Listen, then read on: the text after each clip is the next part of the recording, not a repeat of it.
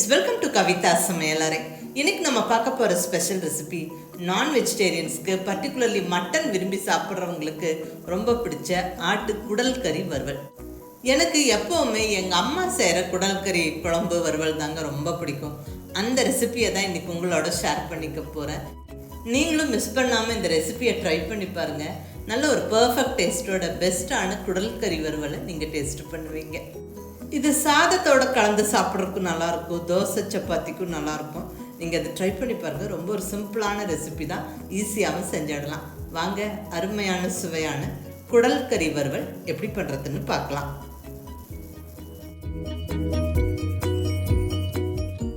இங்கே குடல் கறி வாங்கி நல்லா சுத்தப்படுத்தி கழுவி கட் பண்ணி வச்சாச்சு.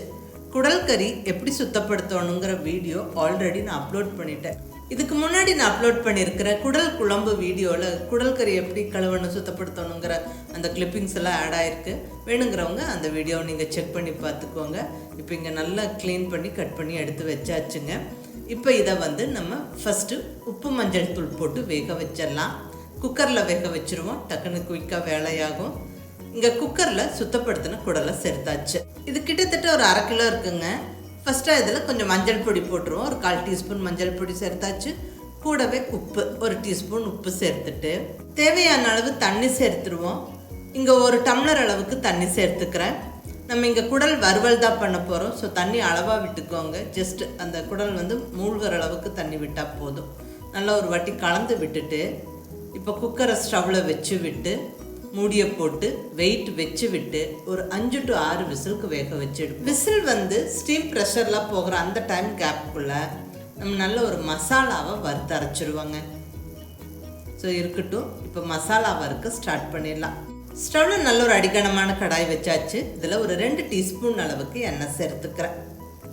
எண்ணெய் கொஞ்சம் சூடானதுக்கப்புறம் 1 டீஸ்பூன் சீரகம், 1 டீஸ்பூன் சோம்பு, பெருஞ்சீரகம், அடுத்ததா 1 டீஸ்பூன் மிளகு,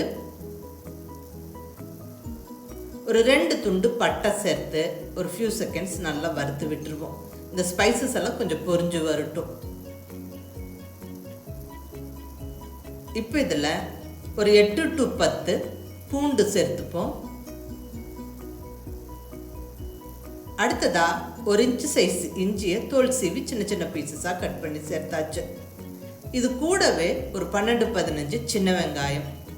இதெல்லாம் நல்லா வதக்கி விட்டுருவோம். ஸ்டவ்வை கண்டிப்பாக மீடியம் ஃப்ளேமில் வச்சுருங்க. அந்த ஸ்பைசஸ் கரைஞ்சிடாமல் வதக்கி விடணும். இந்த வெங்காயம் பூண்டு இஞ்சி எல்லாம் கொஞ்சம் கலர் மாறுற வரைக்கும் நல்லா வதங்கினதுக்கப்புறம் ஒரு சின்ன சைஸ் தக்காளியை ரஃபாக கொஞ்சம் சின்ன சின்ன பீசஸாக கட் பண்ணி சேர்த்து நல்லா வதக்கி விட்டுருவோம். தக்காளி கொஞ்சம் சாஃப்ட் ஆகிற வரைக்கும் வதங்கிட்டுங்க. பாருங்க, தக்காளி நல்லா ஓரளவுக்கு வதங்கிருச்சு. இப்போ இந்த ஸ்டேஜில் நம்ம மசாலா பொடியெல்லாம் ஒவ்வொன்றா சேர்க்க ஆரம்பிச்சிடுவோம். ஒரு 2 டீஸ்பூன் அளவுக்கு காரமான மிளகாய் பொடி, உங்களுடைய டேஸ்ட்டுக்கு தகுந்த மாதிரி அட்ஜஸ்ட் பண்ணிக்கோங்க. அடுத்ததா ஒரு ஃபுல் டேபிள் ஸ்பூன் அளவுக்கு மல்லிப்பொடி. இது கூட ஒரு 2 சிட்டிகை அளவுக்கு மஞ்சள் பொடி. இந்த மசாலா பொடியெல்லாம் போட்டதுக்கப்புறம் ஸ்டவ்வை ஆஃப் பண்ணி விட்டுட்டு அந்த கடாயோட சூட்லேயே வறுத்து விட்டுருங்க.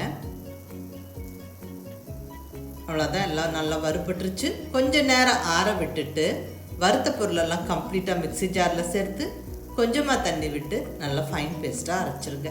மசாலா ரெடி ஆயிருங்க. நம்ம வேக போட்டிருந்த குடல் கறி வெந்துருச்சு. அதாவது 5-6 விசில் நல்லா ஸ்டீம் ப்ரெஷர்லாம் போய் ரெடியாக இருக்குது. பாருங்கள், குடல் கறி பர்ஃபெக்டாக வெந்திருக்கு. இப்போ நம்ம வறுவல் செய்ய ஸ்டார்ட் பண்ணிடலாங்க. இங்கே ஸ்டவ்வில் நல்ல ஒரு அடிகனமான பேன் வச்சாச்சு. இதில் ஒரு 2 டேபிள் ஸ்பூன் அளவுக்கு எண்ணெய் சேர்த்தாச்சுங்க. எண்ணெய் நல்லா சூடானதுக்கப்புறம் 1 டீஸ்பூன் அளவுக்கு சோம்பு போட்டு நல்லா பொரிய விட்டுறலாம். கூடவே 2 கொத்து கருவேப்பிலையை உருவி போட்டுருவோம். இதெல்லாம் நல்லா பொரிஞ்சு வரட்டும், நல்ல வாசனையாக இருக்கும். இப்போ கட் பண்ணி ரெடியாக வச்சுருக்கிற சின்ன வெங்காயம் சேர்த்துருவோங்க. சின்ன வெங்காயம் நிறையா சேர்க்கும் போது இந்த குடல் கறி வறுவல் ரொம்ப நல்லா டேஸ்ட்டாக இருக்கும். நீங்கள் அதை ட்ரை பண்ணி பாருங்கள். முடிஞ்ச வரைக்கும் சின்ன வெங்காயம் சேர்த்துக்கோங்க. சப்போஸ் இல்லைன்னா பெரிய வெங்காயம் சேர்க்கலாம். நான் இங்கே ஒரு 150 கிராமுக்கு மேலே கிட்டத்தட்ட ஒரு 200 கிராம் கிட்டவே சின்ன வெங்காயம் சேர்த்துருக்குறேன். நல்லா வதக்கி விட்டுருவோங்க. ரொம்ப வதங்கணும்னு அவசியம் இல்லை, ஓரளவுக்கு கொஞ்சம் கலர் மாறுற வரைக்கும் வதக்கி விடுங்க. இப்போ இந்த ஸ்டேஜில் பொடியாக நறுக்கி வச்சுருக்கிற 2 பச்சை மிளகாய் சேர்த்துருவோங்க. குடல் கறி வறுவலை பொறுத்த வரைக்கும் கொஞ்சம் சுருக்கணும் காரமாக இருந்தால் நல்லாயிருக்கும். அதை நீங்கள் ட்ரை பண்ணி பாருங்கள். இருந்தாலும் உங்களுடைய டேஸ்ட்டுக்கு தகுந்த மாதிரி நீங்கள் காரம்லாம் வந்து அட்ஜஸ்ட் பண்ணிக்கோங்க. இப்போ பாருங்கள், வெங்காயம் நல்லா ஓரளவுக்கு வதங்கிருச்சு. இப்போ இந்த ஸ்டேஜில் நம்ம அரைச்சி ரெடியாக வச்சுருக்கிற மசாலா விழுதை கம்ப்ளீட்டாக சேர்த்துருவோங்க. மசாலா சேர்த்து விட்டு நல்ல ஒரு 1-2 நிமிஷத்துக்கு மேலே நல்லா வதக்கி விடுங்க. மசாலா வெங்காயத்தோடு சேர்ந்து நல்லா வதங்கி அந்த ரா ஃப்ளேவர் போய் நல்ல மசாலா வாசனை கமகமன்னு வரணும். ஸோ அந்தளவுக்கு நல்ல சுருளை வதக்கி விட்டுட்டு இப்போ நம்ம வேக வச்சு ரெடியாக வச்சுருக்கிற அந்த குடல் கறியை கம்ப்ளீட்டாக சேர்த்துருவோம். நம்ம அளவாக தண்ணி விட்டு தான் வேக வச்சோம். அது அப்படியே கம்ப்ளீட்டாக இதில் போட்டு விட்டுருவோங்க. குடல் கறி சேர்த்து நல்லா ஈவனாக கலந்து விட்டுருவோம். இந்த தண்ணி சுண்டி வர வரைக்கும் நல்லா வதங்கட்டும். ஸோ ஸ்டவ் ஹை ஃப்ளேம்லேயே வச்சுட்டு நல்லா வதக்கி விடுங்க. நல்லா கொதித்து சுண்டி வரணும். இப்போ இந்த ஸ்டேஜில் தேவையான அளவு உப்பு சேர்த்துடலாங்க. ஆல்ரெடி குடல் வேக வைக்கும்போது நம்ம உப்பு சேர்த்துருக்குறோம், அது ஞாபகம் வச்சுட்டு இப்போ டேஸ்ட்டுக்கு தகுந்த மாதிரி தேவையான அளவு உப்பு சேர்த்துக்கங்க. உப்பு சேர்த்து நல்லா வதக்கி விடுவோம். அதாவது அந்த குடல் கறி மசாலா பிடிச்சி நல்லா வதங்கி வரணும். நம்ம இங்கே வறுவல் செஞ்சிட்ருக்குறோம். ஸோ கம்ப்ளீட்டாக அந்த மசாலாலாம் நல்லா சுண்டி நல்லா திக்காகிற வரைக்கும் நல்லா வதக்கி விட்டுருவோம்.